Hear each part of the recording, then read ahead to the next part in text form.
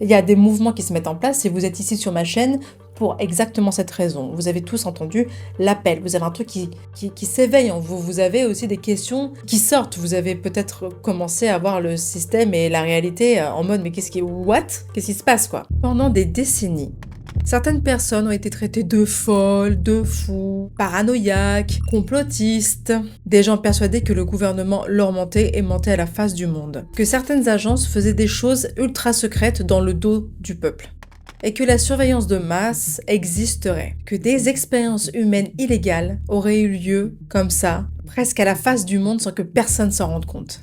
Et parfois, malheureusement, ils avaient raison. Aujourd'hui, on va voir 3 cas de théories complotistes qui se sont révélées en grande partie vraies et qui remettent ensuite en lumière ce qu'on pourrait appeler de la confiance aveugle envers nos élites, nos gouvernements et qui pourrait aussi expliquer pourquoi aujourd'hui, il y a de plus en plus de théories du complot et que les gens ne font plus confiance à personne et encore moins à nos chers gouvernements. Mais attention, dans cette vidéo, je vais pas vous dire que tout est vrai à 100%. Encore une fois, je suis ici pas pour vous faire gober des choses, mais pour vous mettre en perspective sur certains sujets et ensuite vous pouvez vous décider de ce que vous ressentez ou pas. Il ne faut jamais rien prendre au pied de la lettre, on va le voir ici maintenant. La partie numéro 1 va concerner un programme qui a été très connu, même dans les livres, dans les films, on en a entendu parler, mais ça change pas que c'est quelque chose qui est ultra dérangeant et ultra vrai. Je vais parler bien sûr de MK Ultra. Le contexte historique autour du MK Ultra. On est à la fin des années 40, début des années 50. C'est le début de la guerre froide. Il y a une tension extrême entre les États-Unis d'Amérique et, à l'époque, l'URSS. Oh, ça fait écho, c'est bizarre.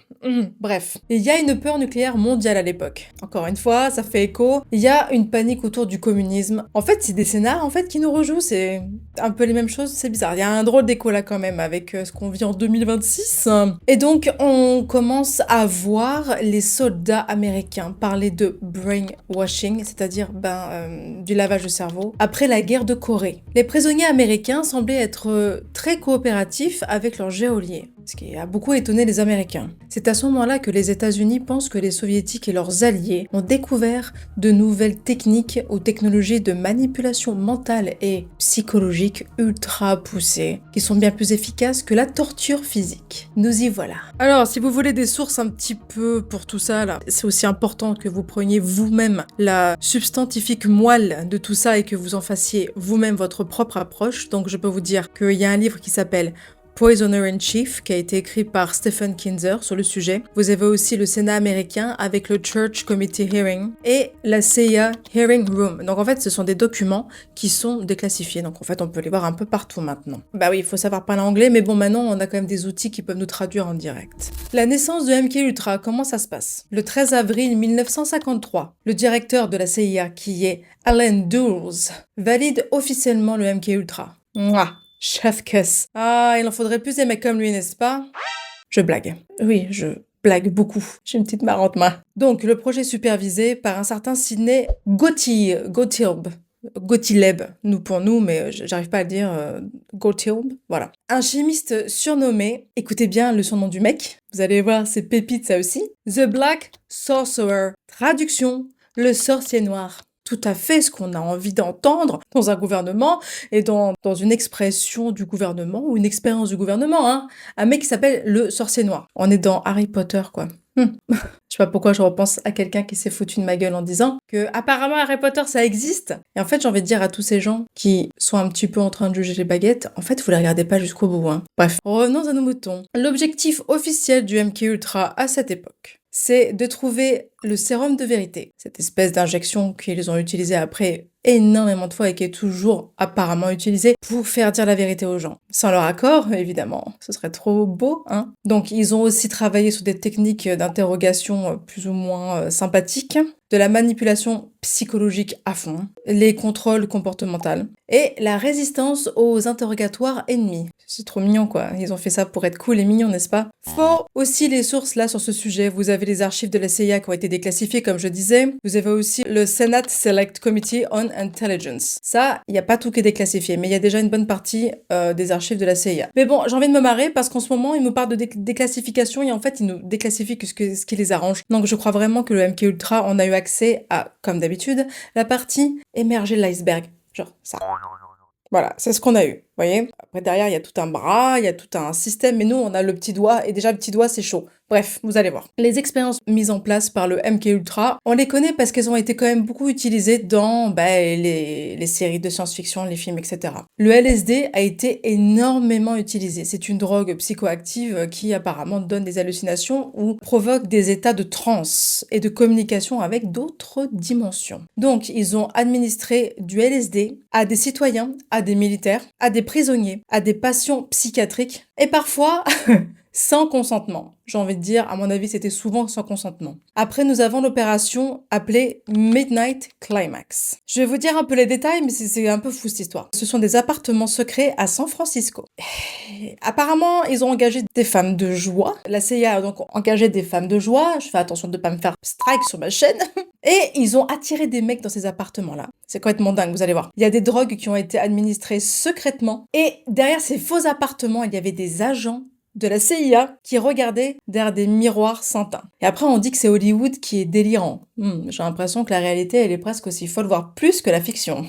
Donc l'objectif de ces études vraiment bancales, c'est terrible, hein, franchement ce qu'ils ont fait là, c'est d'étudier les réactions sous LSD et de voir comment fonctionnaient les manipulations et la vulnérabilité psychologique. Donc en fait, ils les enfermaient et ils leur faisaient tout un tas de trucs. Impeccable, impeccable, super. Et c'était pas il y a 5000 ans, on n'est pas au Moyen-Âge là. Hein. Donc vous voyez un peu le truc délirant quoi. Donc vous pouvez voir comme source John Marks et les documents, encore une fois, comme je disais, de la CIA. Donc c'est pas moi qui invente, ce sont des documents officiels qui parlent de ça. Mais comme je disais tout à l'heure, à mon avis, tout ce qui est déclassifié représente une infime partie de ce qu'ils font vraiment. Ça, j'en suis persuadée. Vous allez pas me faire croire qu'ils nous disent la vérité. C'est bon, hein, voilà. Hein, ok. Ensuite, nous avons un personnage, oh putain, je dis un personnage parce que genre c'est une histoire, mais non, c'est pas une histoire. Nous avons un gars qui s'appelle Frank Olson. Et c'est un scientifique qui travaille à la CIA. Il travaillait avec la CIA. En novembre de 53, il y a une réunion secrète qui s'opère dans la CIA. C'est à ce moment-là que le mec là, Sidney Goliteb, le fameux Black Sorcerer, le mec c'est Snape, non, qu'est-ce que je raconte, Snape il est cool. Ouais, c'est Voldemort le gars, administre du LSD à plusieurs participants sans les prévenir. Et Olson développe de la paranoïa, de l'anxiété et une détresse psychologique extrêmement profonde. Bah oui, on lui a donné de la drogue sans lui dire à ce scientifique. Un scientifique militaire qui est manipulé par un autre scientifique. Comme s'il y avait des expériences dans les expériences au sein même de l'expérience. Vas-y, sors de ça, incroyable. Mais il y a eu un drame avec tout ça. Olson va séjourner à un hôtel qui s'appelle le Stalter Hotel à New York. Et le 28 novembre 1953, il chute du 13e étage. La version officielle de cette chute, c'est que cet homme, Olson, aurait pris sa propre vie. Mais le problème, c'est que la famille a un doute immédiatement. L'autopsie, qui était vachement plus tardive, parle d'une blessure assez étonnante qui aurait eu lieu avant la chute. Donc, la théorie du complot vis-à-vis de ça, c'est que Olson lui voulait parler, mais que la CIA s'en est chargée avant qu'il commence à dire certaines choses. Là, on est entre les deux. Je vous parle du compte-rendu officiel de la CIA. Ce gars s'est ôté la vie, mais quand on regarde plus près avec sa famille, ses proches et sur ce sur quoi il travaillait, il voulait vraiment parler au grand public de ses expériences qui sont faites dans le dos des gens. Au début, c'est chez les militaires et après, ça serait chez les civils. Et comme par hasard, le mec, il tombe du 13e étage. 13e étage en plus. Vous allez pas me dire qu'il n'y a pas les trucs là, ok, un 13e étage. Je continue. Donc, pour ces sources-là, pour cette histoire-là, il y a des films. Donc, les films, ce sont pas forcément des preuves en soi, mais c'est intéressant peut-être de voir un point de vue différent. Donc, il y a Wormwood qui parle de ça. Et encore une fois, vous avez les archives gouvernementales et le New York Times Archive qui parle donc de cet événement. Ensuite, on arrive dans le scandale des années 70. Moi, je suis née dans les années 80, donc les années 70, c'était 10 ans avant, c'était un petit moment avant ma naissance, et j'en ai toujours entendu parler, mais maintenant ça devient un peu lointain. Mais dans les années 70, il y avait le Watergate. Qu'est-ce que c'est que le Watergate en détail? Mince, je l'ai pas noté. Ok, je vais vous dire ce que c'est vite fait. Le scandale du Watergate est une affaire d'espionnage politique qui a abouti en 74 à la démission de Richard Nixon, alors président des États-Unis.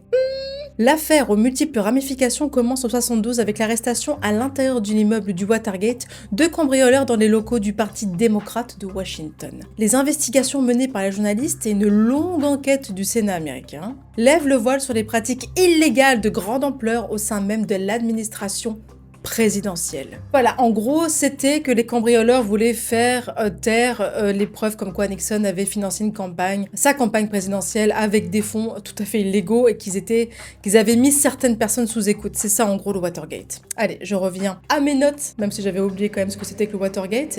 C'est pas terrible. Je suis pas journaliste, hein, mais j'essaie de m'améliorer. Ne me jugez pas. Ouais, likez ma vidéo et partagez, ouais. C'est bien, j'ai fait une pirouette pour me sortir de ça. Donc je disais, dans les années 70, donc on a vu qu'il y avait le Watergate. Tout ce que je viens de vous dire. Et en fait, à ce moment-là, déjà, il y a une chute énorme dans tout ce qui était confiance en le gouvernement américain. Il y a même eu des investigations au Congrès. Mais il faut bien reprendre tout ce qui est contexte. Parce qu'avant le Watergate, les Américains faisaient une confiance aveugle en leur gouvernement. Surtout après la Deuxième Guerre mondiale, ils étaient genre les grands vainqueurs de l'histoire. Vraiment, les présidents, ils ne pouvaient faire que du bien. Ils étaient au nom de la liberté, la fraternité, l'égalité. Va te faire... Ceux qui n'ont pas la ref, ils vont dire... Elle est vulgaire. Bref. Mais c'était quand même un énorme coup à tout ce qui était confiance dans l'autorité et ça n'a jamais été vu à ce point-là. Il y a eu un avant et un après le Watergate. Donc il y a eu, comme je disais, les investigations du Congrès. Il y a eu le Church Committee. Dans le Church Committee, ils ont vu qu'il y avait des surveillances illégales, des opérations secrètes à tour de bras. Allez, vas-y. Et le pire de tout, des expérimentations sur les humains, sans consentement.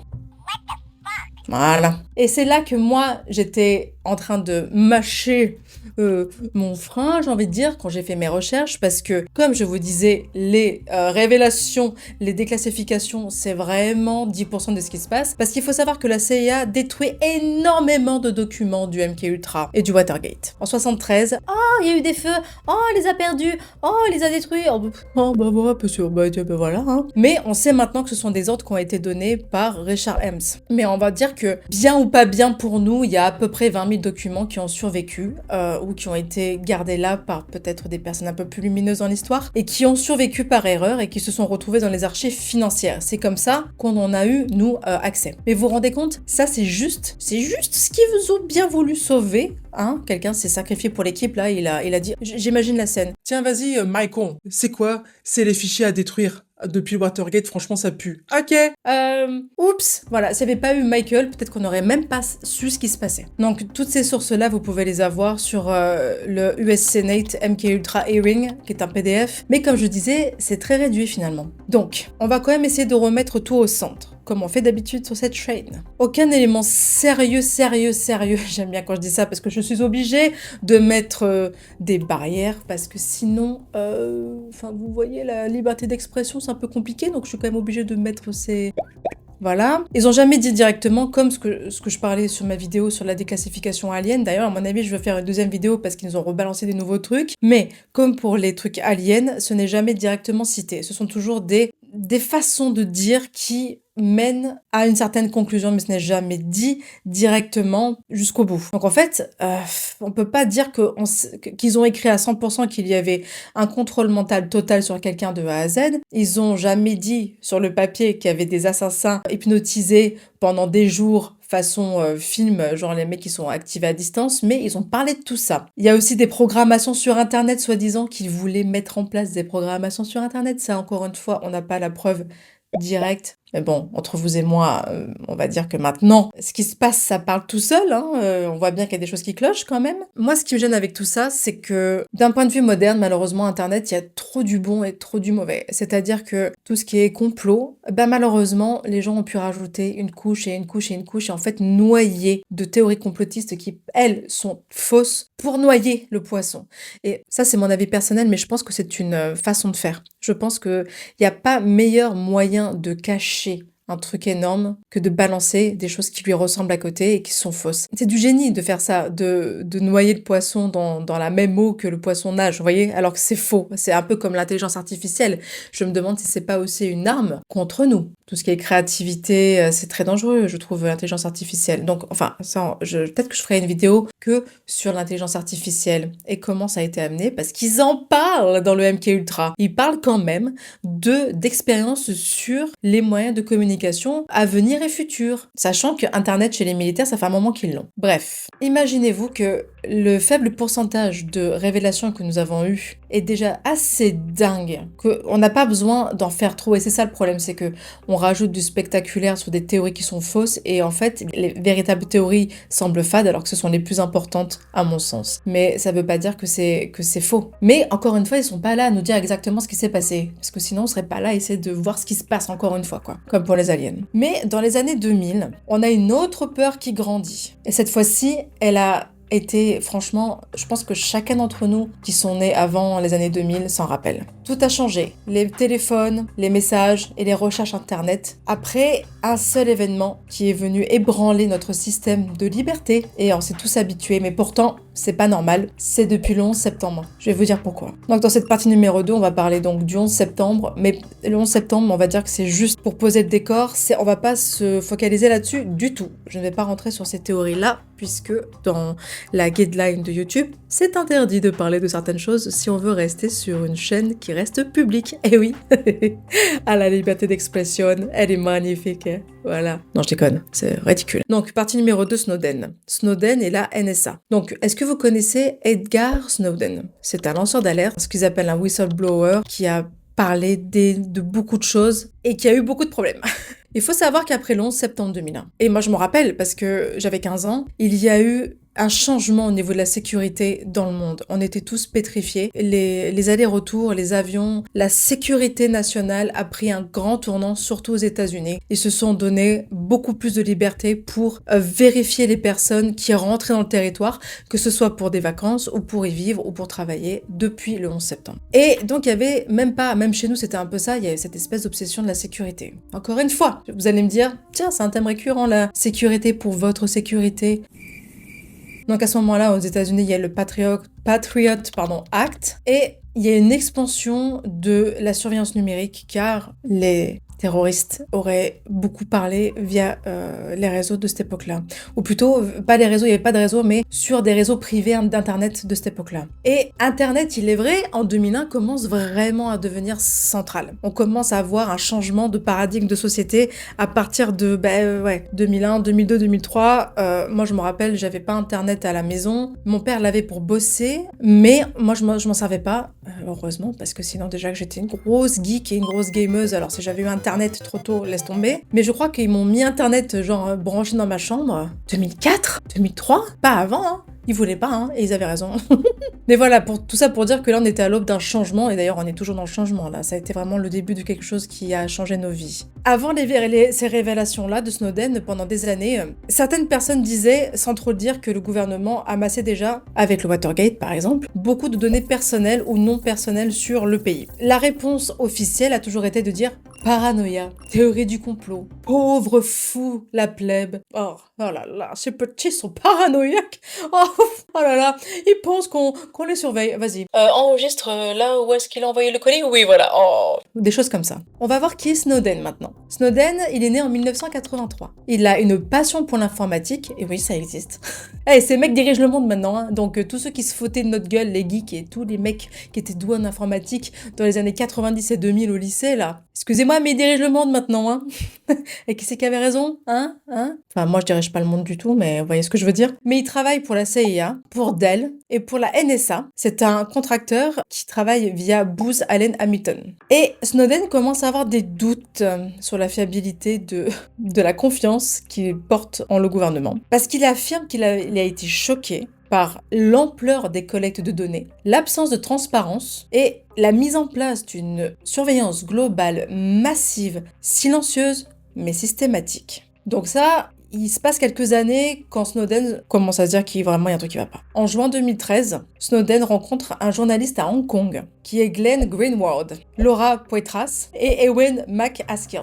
Et c'est là qu'il dénonce un programme, un document qui s'appelle PRISM, qui serait un programme qui permet de collecter des données auprès de géants de la tech qu'on connaît déjà, donc Google, Facebook, Microsoft et Apple. Nous sommes en 2013. Là, à cette époque-là, on n'est pas forcément sur... ils gardent le contenu contenu de nos appels, de nos messages, etc. Mais ils savent qui appelle qui, ils savent quand, ils savent combien de temps ça a duré, ils savent la localisation et ils savent le réseau relationnel de la personne. Moi, je trouve que c'est déjà beaucoup trop. Et ça, c'était en 2013. Bref, je me dis que ça n'a pas dû changer, donc ouais, ça fait un peu peur tout ça. Donc vous pouvez trouver tout ça sur les sources de Snowden, il y en a plein sur le net, donc allez-y pour faire votre propre idée. Bien sûr, ça a fait un choc mondial cette histoire. Et moi, je me rappelle, en 2013, j'avais entendu parler de ça parce que c'est venu même dans les oreilles des gens lambda. Et je m'étais dit que c'était complètement dingue et que enfin, ça m'était un peu passé au-dessus de la tête, mais à l'époque j'étais jeune et j'avais pas forcément envie de voir certaines choses. Il y a un choc mondial parce qu'en fait on voit que Angela Merkel avait été espionnée, que les alliés étaient surveillés. Ah, qu'est-ce qu'on dit, hein, on garde nos ennemis et nos amis sous nos ailes hein, pour pouvoir mieux contrôler le narratif. On a même vu que les réseaux de fibre optique avaient été interceptés, enfin Snowden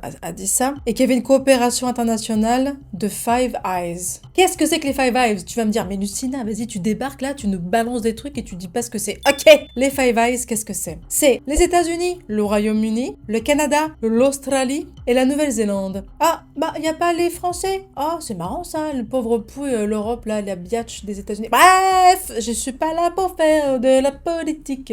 Non, mais vous voyez ce que je veux dire. C'est quand même assez choquant et déroutant d'entendre des trucs pareils. Donc, pareil, dans les sources, vous pouvez aller sur The Guardian, vous pouvez aller voir le Washington Post et vous pouvez aller voir les NSA Documents et les Snowden Files. Vous avez tout. Quoique, quelqu'un m'a dit il y a pas longtemps que les Snowden Files sont de plus en plus difficiles à trouver. Mais c'est sûr que, oui, de nos jours, la communication et la liberté d'expression est un summum, hein. On est très très libre de dire ce qu'on veut. Bref. Et le plus troublant, c'est pas que certaines personnes, elles ont eu peur de cette surveillance, c'est découvrir l'ampleur réelle d'un système pareil. Déjà, il y a 20 ans. Il y a plus de 10 ans, il y a 20 ans, quoi. Alors, il est important de noter qu'apparemment, la NSA, de ce qu'ils disent, ne lit pas individuellement chaque message. Apparemment, c'est pas comme ça que ça marche. Donc, si on prend juste les données officielles, c'est pas comme ça. Après, on peut spéculer. Mais c'est de la spéculation. Il y a une différence entre une collecte automatisée de certaines données et une surveillance humaine ciblée. Mais bon, vu ce qu'ils sont en train de dire là, pour notre sécurité encore une fois avec tout ce qui se passe, j'espère qu'on va pas y arriver, ou peut-être qu'on y est déjà et qu'on ne sait pas. Peut-être qu'on va avoir un Watergate 2028 et qu'on va faire « Ah mon Dieu, en fait, ils nous surveillaient depuis tout ce temps !» Je serais même plus étonnée maintenant, à ce stade-là. Mais c'est quand même déjà énormissime de découvrir qu'en fait, ils le faisaient dans notre dos. Et après, on a des excuses publiques, comme là, Facebook qui est parti en procès et qui a dû payer je ne sais pas combien pour justement collecte de données illégalement. Donc c'est pas non plus un truc de complotiste, hein. Là on est en train de prouver par A plus B que ça s'est réellement passé. Mais au moment où c'est sorti, oui, on crie en scandale, on crie au complotisme, à la paranoïa et tout. Et après on se rend compte que c'était vrai vraiment pratiquement à 70% quoi. Mais parfois, en fait, je trouve que les pires scandales, ça vient pas des espions ou des lanceurs d'alerte, ça vient des institutions qui sont censées protéger les populations. Et c'est ça qui vraiment me pose un gros problème. La troisième partie, c'est l'expérience de la syphilis de Tuskegee. Je vous plante le décor encore une fois. On est en Alabama dans les années 30, 1932 pour être exact. Le service de santé américain lance une étude. 600 hommes afro-américains sont recrutés, ils sont pauvres et ils viennent de familles qui sont analphabètes, ils ont vraiment pas eu la chance d'avoir un système développé, d'avoir une éducation, et 399 de ces personnes, de ces hommes, sont atteintes de syphilis. Et là, on commence à leur mentir, littéralement. On commence à leur dire qu'ils ont un bad blood, traduction, un très mauvais sang, on leur explique rien du tout, et les pauvres gars pensent recevoir des soins gratuitement. Et en réalité, en fait, les chercheurs vont se servir d'eux pour voir l'évolution de la maladie. Et comme c'est dans une niche, à l'époque, on est en 32, donc l'égalité n'était pas encore là du tout. On parle d'une population afro-américaine, donc je vous laisse imaginer l'horreur, quoi. Ces mecs sont utilisés pour voir comment évolue la syphilis. Donc on est dans les années après 40. À cette époque-là, il y avait déjà la pénicilline et le traitement à la pénicilline est ultra efficace. Mais les patients ne sont même pas traités. Et même parfois, on leur vend tout un bateau, on leur ment pour pas qu'ils aillent chercher des soins ailleurs. Horrible, horrible, horrible. La conséquence de cette expérimentation, comme ils disent. C'est terrible, c'est tragique, il y a des décès, il y a des transmissions d'épouses de partenaires, forcément, puisque c'est une maladie sexuellement transmissible. Et bien sûr, des enfants qui ont été atteints de cette maladie congénitalement. Une catastrophe humaine. Vraiment, faut être un monstre pour faire un truc pareil. La source, malheureusement, c'est partout sur le net. Ça, c'est terrible. Le scandale éclate des années après. En 72, un lanceur d'alerte, encore une fois, qui s'appelle Peter Bungston, il révèle à la presse, et ça fait un choc choc national, pratiquement 30 ans après, non, 40 ans après, en mode « Oh, mais comment est-ce qu'on a pu laisser faire une chose pareille ?» Mais bon, les gens qui étaient en train de le faire, ce moment-là, se sont pas posé de questions, ils l'ont fait. Hein. Mais voilà, ça a été un choc national. Et après ça, il y a eu des études qui ont été arrêtées, enfin, vis-à-vis de ça. Donc, ils ont enfin traité les gens dignement. Donc, vous imaginez le temps que ça a pris. Bien sûr, il y a eu un procès. Et il y a eu, à ce moment-là, enfin, une réforme éthique de l'élite médicale. Non, mais vous vous rendez compte où est-ce qu'on est des années après? Donc c'est pour ça, j'ai envie de dire, nous, on est des êtres évolués, nous, les gens modernes. Ouais, c'est ça, ouais. Et il a fallu attendre 97 pour que Bill Clinton, celui qui ne ment jamais, n'est-ce pas, fasse des excuses officielles aux familles des victimes à la Maison Blanche. Comment dire? Tu sais, tu peux te les carrer tes excuses. Non mais sérieux, on a besoin de personnes qui empêchent les gens de souffrir. On n'a pas besoin d'avoir des excuses 35 ans après. C'est ce que j'en dis, moi. Donc, ce que je trouve terrible et ce que moi, je retiens de tout ça, je trouve que au-delà de l'aspect énergétique, au-delà de l'aspect des révélations, là, on parle de complots qui ont été révélés juste et on parle de 10% de ce qui est véritablement révélé au grand public. Donc, à mon avis, on nous prend pour des idiots et c'est extrêmement lissé et je pense que la vérité est tout autre et bien plus sombre et bien plus terrible. Mais après autant de décennies de mensonges permanents de nos élites, comment ne pas comprendre la confiance qui s'effrite, ou plutôt, alors au mieux c'est une confiance qui s'effrite en nos gouvernements, au pire ce que je trouve maintenant c'est cette espèce de résilience terrible de « ah bah c'est comme ça ». Donc dans tous les cas c'est pas terrible. Mais je préfère quand même quand les gens se rebellent un petit peu dans leur tête, je vous dis pas d'aller péter des trucs, mais c'est intéressant quand même de voir où on en est là en 2026 avec tout ça. Sachant que nous, en 2026, donc là je fais cette vidéo en mai 2026, mais peut-être que quand je serai vieille, si jamais je continue encore des vidéos et que YouTube existe toujours, peut-être que je dirai « nous avons enfin les dossiers déclassifiés de ce qui s'est passé en 2020, et puis ensuite en 2022, et puis 2020. » Bah, allez savoir ce qui va se passer, quoi. Et peut-être qu'on aura des excuses en 2100, genre. Non, 2080, on va dire. Ça, voilà, un peu le même délire que ça. Ce qui est aussi intéressant de noter, c'est que le problème, c'est quand il y a beaucoup trop de théories du complot qui commencent à germer à droite à gauche, et qui du coup noient un peu ce qu'on voit en ce moment. C'est-à-dire que les réseaux, et surtout avec l'intelligence artificielle, on balance de fausses informations partout et du coup en fait on perd de vue ce qui est important. Et je pense que c'est fait exprès. J'ai l'impression qu'on nous abreuve en ce moment d'énormément d'informations qui sont soit contradictoires, soit trop. C'est vachement trop tout ce qui se passe en ce moment. En fait, notre cerveau il a pas le temps de capter, déjà il essaie de survivre. Je pense notamment juste au prix des choses. Et encore nous on est en France, on n'est pas un pays en guerre. J'imagine même pas ce que ça doit être dans les pays vraiment affectés directement par ces crises. Bref, tout ce que je voulais dire, c'est que les théories du complot, elles prolifèrent pour une très bonne raison. Et que, encore une fois, c'est votre libre arbitre, c'est vous qui devez ressentir et qui devez vraiment essayer de faire la part des choses. Je pense qu'il y a des informations à prendre partout, mais il ne faut pas gober directement ce qu'on nous dit. Ni moi, ni personne. Ni même le gouvernement devrait nous dire qu'on doit faire comme ci, comme ça, et on ne devrait pas vraiment suivre à la lettre ce qu'ils nous disent avec autant de preuves qu'il y a eu dans le passé. Et encore, je parle même pas, comme je disais, de ce qui s'est passé il y a 6 ans. On a suffisamment de preuves pour dire que c'est un peu bizarre quand même. Hein. La confiance aveugle, à mon avis, c'est un devoir de citoyen de dire non, voilà. Donc, si on pouvait faire une conclusion, MK Ultra, était tout à fait réel. Ce n'est pas du tout un film. Les surveillances de NSA massives, exactement pareil, c'était réel. Tout ça après, encore une fois, une faille de sécurité. Souvent, les gouvernements, c'est pour votre sécurité, c'est pour votre sécurité. Voilà, hein, ok.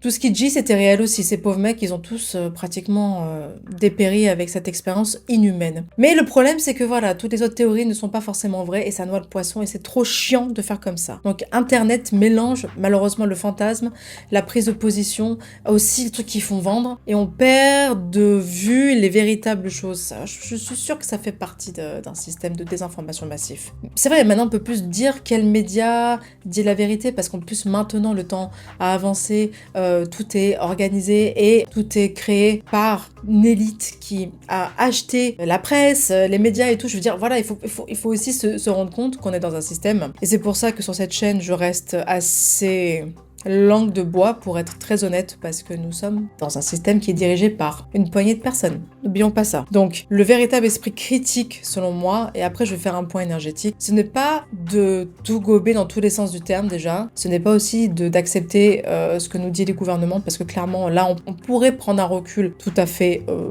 compréhensible, mais on ne doit pas non plus croire tout ce qu'on voit sur le net, comme des gens comme moi, par exemple. Vraiment, il faut vraiment essayer de se faire son idée à soi, je trouve. Il faut vérifier, il faut comparer, il faut nuancer, et après, il faut se poser et ressentir en soi ce qu'on ressent dans l'intuition. Et c'est là que, là, je vais donner mon avis j'ai envie de dire d'oracle, pas